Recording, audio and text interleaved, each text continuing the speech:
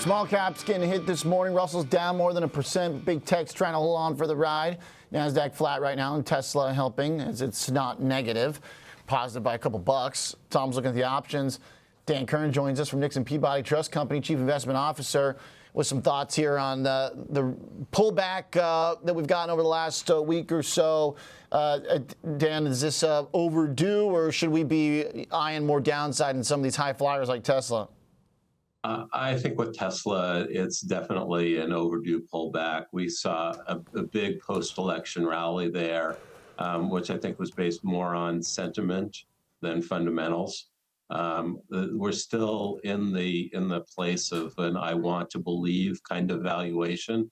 It's a really expensive for a car company, and there's the open question about how much AI and autonomous optionality is worth. And we really need to see whether it's new products or tangible, visible progress on AI and robotics before we can really believe in the valuation and see a path towards the fundamentals aligning with the sentiment.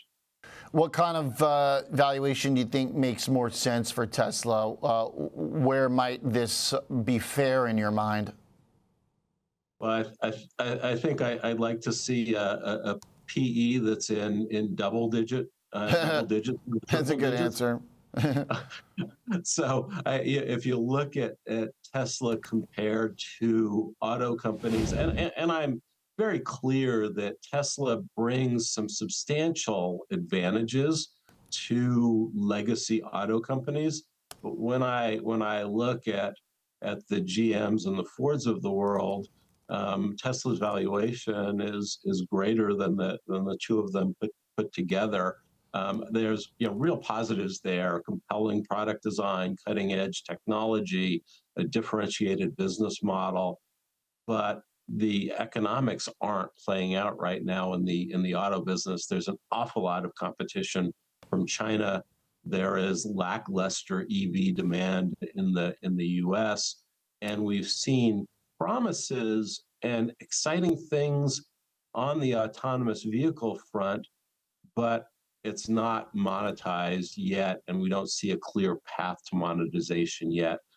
This is a stock I really would like to believe in, and I will hear from Tesla bulls after this segment, but it's not there yet as far as I'm concerned. You will. This guy doesn't know what he's talking about. In the comments, get ready.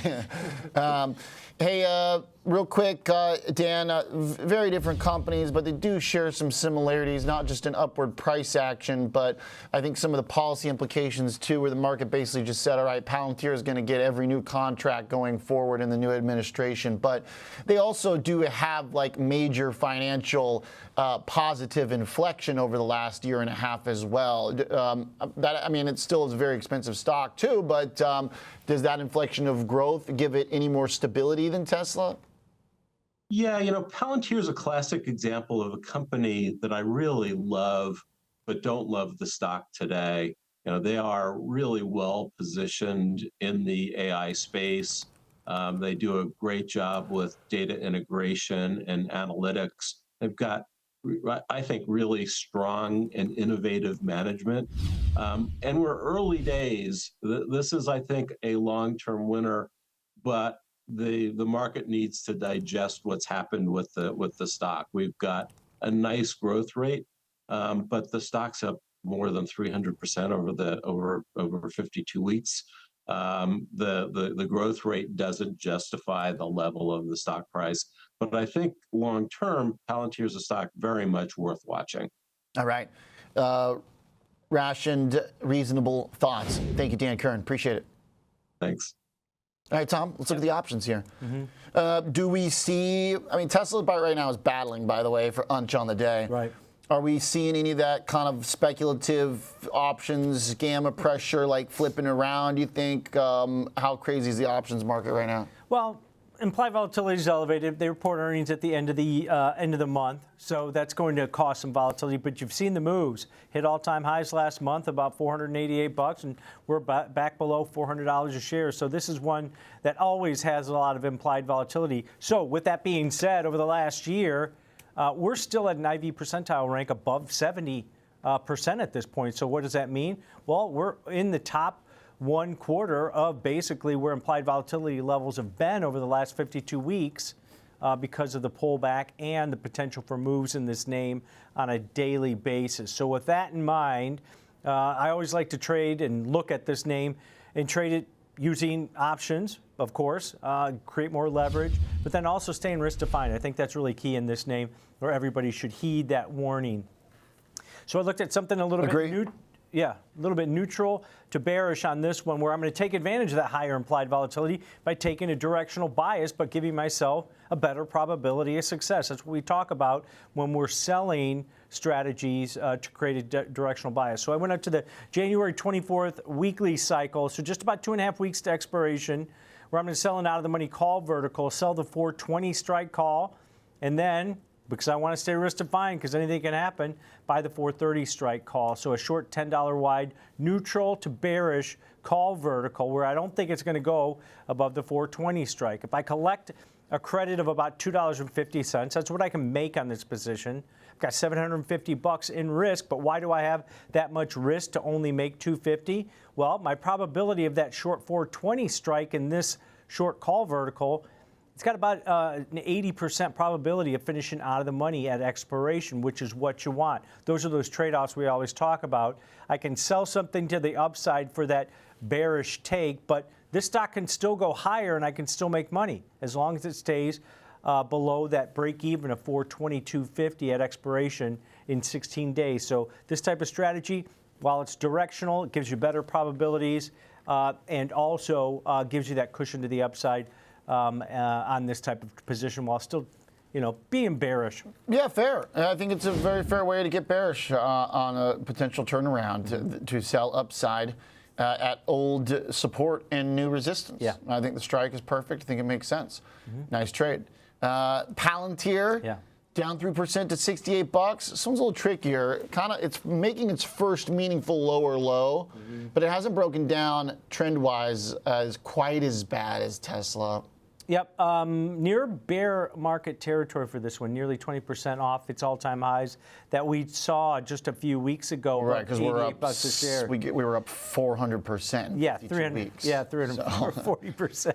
But so chart-wise, it's the first lower low. Yeah, if you think this swing thing maybe needs to auto-correct at this point, this is another strategy. It's more directional than the short call vertical I looked at in Tesla. This one is an unbalanced or broken wing put butterfly to the downside, where you can get some exposure if it keeps sliding while offsetting some of the risk and debit that you take to put this position on. So going out to the January 31st weekly cycle, so 23 days to expiration, you're going to avoid earnings. Earnings is on the 3rd of February, so keep that in mind. This one avoids that earnings event, where I'm going to buy one of the 68 strike puts. I'm going to sell 2 of the 62 strike puts where I want it to go, and then buy 1 of the 60 strike puts. So in essence, you're buying the 68, 62 put vertical, offsetting some of the cost by selling the 62, 60 put vertical. So this creates this type of strategy you see here in the risk profile. If I'm paying a debit of around $2 on that, that's going to be my risk, $200 per spread, with the apex of profitability being at or near that strike, the 62 strike, where I sold 2 options at. That break even of $66 if I pay a $2 debit, that's only about 4% below the current share price. So you don't need a monster move. This thing has got a lot of volatility, a lot of beta, so it moves more than the overall market wherever it goes. So if you think this thing's going to maybe a grind lower into that earnings event while avoiding it, this type of strategy takes advantage of downside. And even if it does go below 60, it's more than a double in profitability on that one. You just lose a little bit of that profitability if it goes below 62. Yeah, right. So a little bit more of a directionally bearish trade there for some downside in Palantir. All right, a couple options, strategies for positioning in companies that have gotten hit.